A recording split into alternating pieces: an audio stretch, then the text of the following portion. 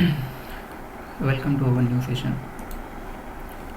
आज का हमारा टॉपिक है डेटा मॉडलिंग एंड रिलेशनशिप, जिसके अंदर हम पढ़ेंगे cardinality and cross filtering direction, relationship creation management, normalisation versus denormalisation and model optimisation.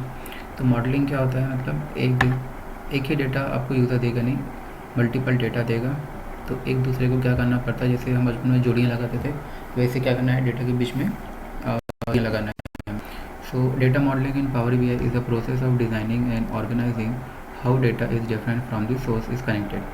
Structure and stored enable efficient analysis and reporting.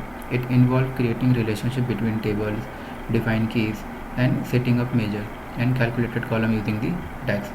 ये सारी चीज़ें हम क्या कर सकते हैं, डेटा मॉडलिंग के अंदर क्रिएट। तो अब हम मॉडलिंग किस वे में करते हैं। Cardinality define the relationship between tables based on a uniqueness of a value column. Cardinality क्या होती है कि कौन सा कॉलम किसके साथ जुड़ना चाहिए और किस तरीके से जुड़ेगा। For example there are 4 cardinality type, 1 to many, मतलब फर्स्ट डेटा का पहला कॉलम और दूसरे डेटा के सारे कॉलम। उसी तरीके से मैनी टू वन, इधर ज़्यादा डेटा रहेगा सारे कॉलम, इधर एक कॉलम। फिर 1 to 1 एंड 1 to many, तो उसको बोलते हैं कार्डिनलिटी, जो हम प्रैक्टिकली रखेंगे इसके अंदर। Then cross filtering direction. Cross filtering direction in Power BI control how filter flow between related table in data model. It determines whether a filter applied on a table affect another table and which direction that filtering occurs.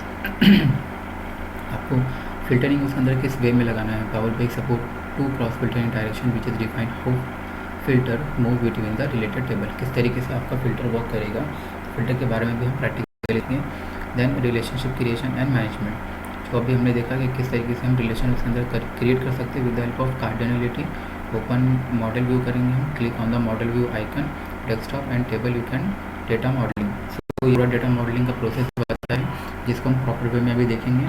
फिर उसके बाद active and inactive relationship क्या होता है वो भी हम देखेंगे प्रैक्टिकली, कि at a time 1 active relationship can be exist between 2 tables.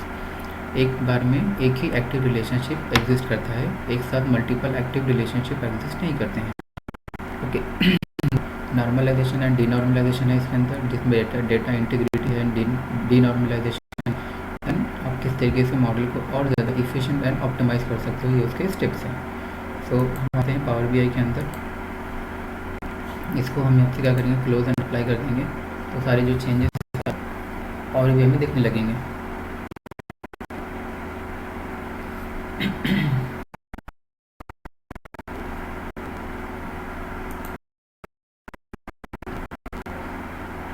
Okay, हम यहाँ पे आएंगे मॉडल व्यू। यहाँ पे मेरे पास एक डेटा है। अगर हमारे पास मल्टीपल यहाँ पे अगर डेटा हो,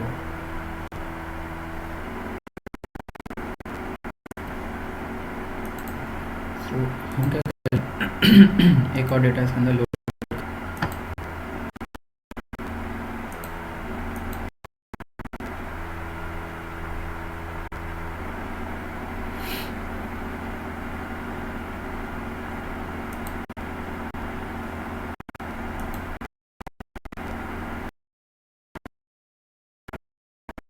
अभी हो गया आपके पास टोटली 2 डेटा आ गए।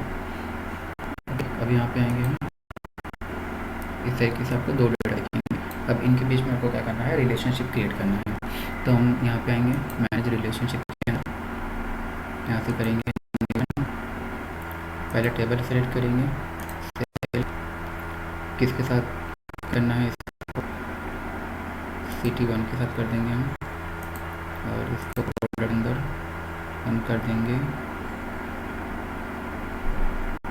सैनिटाइजर के साथ। देखो यहाँ पे आपको दिखेगा कार्डिनलिटी, मतलब मैनी टू 1, इसका सारा डेटा और इसका एक डेटा। इसको अगर आपको चेंज करना है तो जो कार्डिनलिटी करती है वो कार्डिनलिटी के लिए यहाँ पे सेव का ऑप्शन दिख जाएगा आपको। ओके, सो इसको रखेंगे।